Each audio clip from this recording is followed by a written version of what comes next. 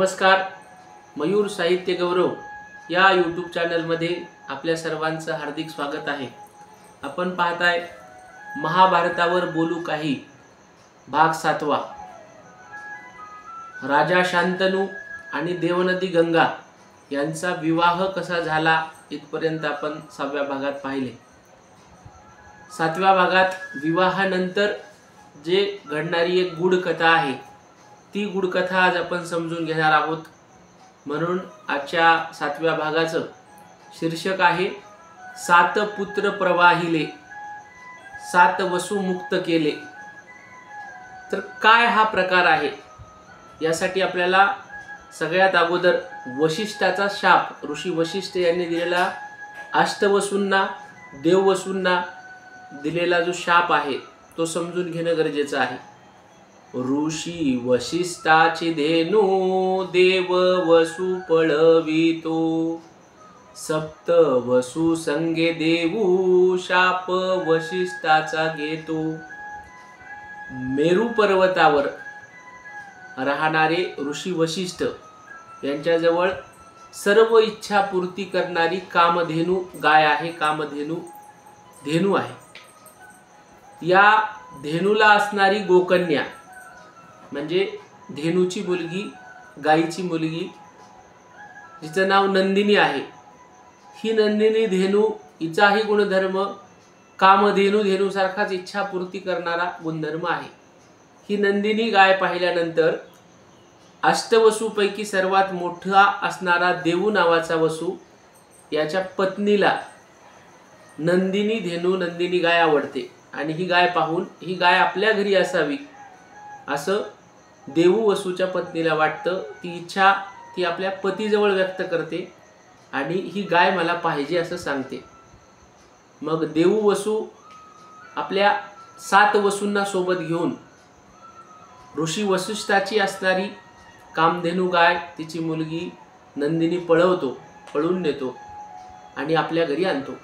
ही बातमी जेव्हा ऋषी वशिष्ठाला समजते, ही घटना ऋषी वशिष्ठाला समजल्यानंतर ऋषी वशिष्ठ अत्यंत क्रोधित होतात. त्यांना खूप राग येतो आणि रागानं ते सर्वात मोठ्या देऊ वसूला आणि इतर 7 वसूंना म्हणजे अशा अष्टवसूंना शाप देतात की तुम्ही स्वर्गलोकामध्ये, देवलोकामध्ये जीवन जगताय, तर माझ्या शापामुळं तुम्हाला मृत्यू लोकात जन्म घ्यावा लागेल आणि भूलोकावर जाऊन राहावं लागेल.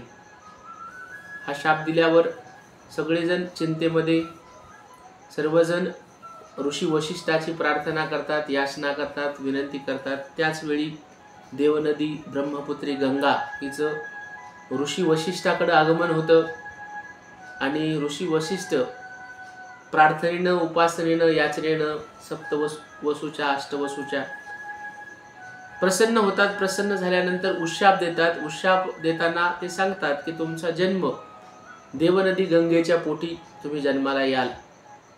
आणि देवनदी गंगा वचन देते 8 वसूंना की मी तुम्हाला 8 वसूपैकी 7 वसूला जन्मता क्षणी मुक्त करेल. तुम्हाला भूलोकातून पुन्हा स्वर्गलोकामध्ये स्थान मिळेल. पण सर्वात मोठा वसू जो देववसू आहे त्याला मात्र या शापामधून मुक्ती नाही. नंदिनी गाय पळवण्यामध्ये त्याची भूमिका सर्वात मोठी आहे. नंदिनी गाय पळवताना नेतृत्व देऊ वसूने केलंय. त्याच्या पत्नीची इच्छा होती म्हणून या देऊ वसूला मात्र बरेच काळ, प्रदीर्घ काळ भूलोकामध्ये, मृत्यूलोकामध्ये राहावं लागणार आहे, जीवन व्यतीत करावं लागणार आहे. मग आता या शापाची परिणिती, या शापाचा कसा संबंध पुढे आहे तो आपण बघू. इकडं राजा शांतनु आणि देवनदी गंगा शापानं पृथ्वीतलावर जन्माला आलेले आहेत. शापाच्याच प्रभावानं, ब्रह्मदेवाच्या शापाच्या प्रभावानं त्यांचा विवाह झालाय. विवाहानंतर एकमेकाच्या दुःखाचं कारण ते ठरणार आहेत. कसं ठरणार आहेत ते बघू आपण. सांसारिक प्रपंचाचे कार्य जरी आहे मोठे, चिंतेमध्ये मंत्रीगण राजा धर्म गेला कोठे. शांतनु आणि गंगा हस्तिनापूर नगरात आलेत. उत्साहात, आनंदात त्यांचं स्वागत झाले. सांसारिक जीवनाचं कार्य खूप मोठं आहे. सांसारिक जीवनामध्ये धर्म अर्थ काम मोक्ष या पुरुषार्थाच्या प्राप्तीसाठी प्रयत्न करायचे असतात, ही पुरुषार्थ प्राप्त करायचे असतात. हे जरी खरं असलं तरी सांसारिक प्रापंचिक जीवनासोबत आपल्या आयुष्यात आपल्या जीवनात इतर जे कार्य आहेत त्यांनाही तेवढंच महत्त्व असतं. आता इथं तर राजा शांतनू आहे. राजाला तर फार मोठं जबाबदारी आहे, फार मोठं कर्तव्य आहे. इकडं मंत्रीगण राजा शांतनूच्या विवाहानंतर चिंतेमध्ये आहेत, काळजीत आहेत की राजा शांतनूचा आणि सुंदर असणाऱ्या ब्रह्मपुत्री गंगा देवनदी गंगा यांचा विवाह झाला. राजा विवाहाच्या सुखात संसाराच्या सुखात बुडून गेलेले आहेत. एकदा तर राजा शांतनू गंगेला म्हणतात की मी रणांगणाची भाषा शिकलो, रणांगणावर युद्ध करायचं कसं शिकलो, पण मी जर कवी असतो तर खूप चांगलं झालं असतं. मी तुझ्या सौंदर्यावर कविता केली असती, शृंगार रस मला कळला असता.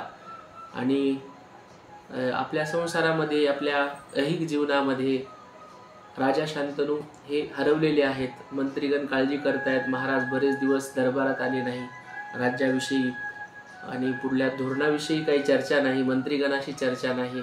यामुळे सगळे मंत्रीगण चिंतेत आहेत. सेनापती जे मुख्यमंत्री आहेत त्यांच्यासोबत चर्चा करतात, प्रधानमंत्रीसोबत चर्चा करतात, राजपुरोहितासोबत चर्चा करतात. तर मग एकमेकांना एक जण दुसऱ्याला समजावून सांगतोय आणि एकमेकांना उतरण्या पितृऋण सूत वंशाला लागतो, राजासाठी व राजा देवाला मागतो. की माणसाच्या जीवनामध्ये ऋषी ऋण, पितृऋण, देशऋण फेडावं लागतं, त्याचं उत्तराई व्हावं लागतं. त्यापैकी पितृऋणाच्या ऋणामधून मुक्त होण्यासाठी, पितृऋणाचं उत्तराई होण्यासाठी वंशाला संतती द्यावी लागते, वंश वाढवावा लागतो. म्हणून राजासुद्धा आपल्या वंशाला संतती मिळावी, आपला वंश पुढं चालावा यासाठी संततीची वाट बघत आहे. राज्यासाठी युवराज देवाकडे मागत आहेत. असं एक मंत्री दुसऱ्या मंत्र्याला, सेनापती राजपुरोहिताला, सेनापती महामंत्र्याला समजावून सांगत आहेत. आणि हे सगळं समजावून सांगत असताना काहीच दिवसामध्ये, काही महिन्यांमध्ये, म्हणजे एका वर्षामध्ये पहिल्या राजपुत्राचा जन्म होतो. राजा शंतनूला सुंदर असा राजकुमार जन्माला येतो आणि सगळीकडे आनंदी आनंद झाला.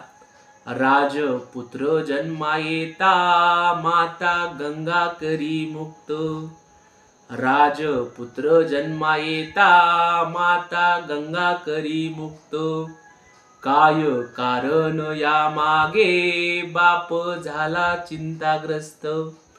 पहिला राजपुत्र झाला, सगळीकडे आनंदी आनंद झाला, राजालाही खूप आनंद झाला. पण अचानक एक घटना घडली, एक प्रसंग घडला. ज्या मातेनं, ज्या आईनं मुलाला जन्म दिलाय त्याच आईनं लगेचच जन्मता क्षणी देवनदी गंगेनं स्वतःच्या जन्म झालेल्या मुलाला घेऊन गंगा काठावर गेलेली आहे आणि गंगाच्या प्रवाहामध्ये प्रवाहित केले, मुलाला टाकलं आणि जो पहिली संतती, पहिला राजकुमार झाला तो गेला, प्रवाहित झाला गंगेमध्ये. राजाला फार दुःख झालं. राजा बघून ही एक माता, एक आई आपल्या पुत्राला प्रवाहित करू शकते, मारून टाकू शकते, हे पाहिल्यानंतर राजाला खूप मोठा धक्का बसला. राजाला खूप आश्चर्य झालं. पण राजाला आठवलं की आपण गंगेला एक वचन दिले. काय वचन दिलं राजा शंतनूनं? मागच्या भागात पाहिलं की गंगेनं सांगितलं, मी कोणतीही कृती केली, कशीही वागले तरी मला प्रश्न विचारायचा नाही. असं का केलं, याच्या पाठीमागचं कारण काय, असं विचारायचं नाही, असं वचन घेतलेलं आहे राजा शंतनूकडून. आणि राजा शंतनूनं ते वचन दिले. राजा शंतनू मौन आहे, गंगेला विचारू शकत नाही. गंगेनं जेव्हा मुलगा प्रवाहित केला, राजपुत्र प्रवाहित केला, त्याच्या पाठीमागं शंतनू गंगेच्या पाठीमागं गेलाय. गंगा काठावर राजा शंतनूच्या देखत त्यांच्या समोर पहिला मुलगा दोघांचा गंगेमध्ये प्रवाहित झाला. राजानं गंगेकडे पाहिलं, गंगेनं स्मित हास्य केलं. राजा क्रोधित झाला, दुःखी झाला, व्यथित झाला. पण काही दिवसानंतर सावरला, पुन्हा संसारामध्ये रमला. काही दिवसानं, एका वर्षानं पुन्हा दुसरा राजपुत्र झाला.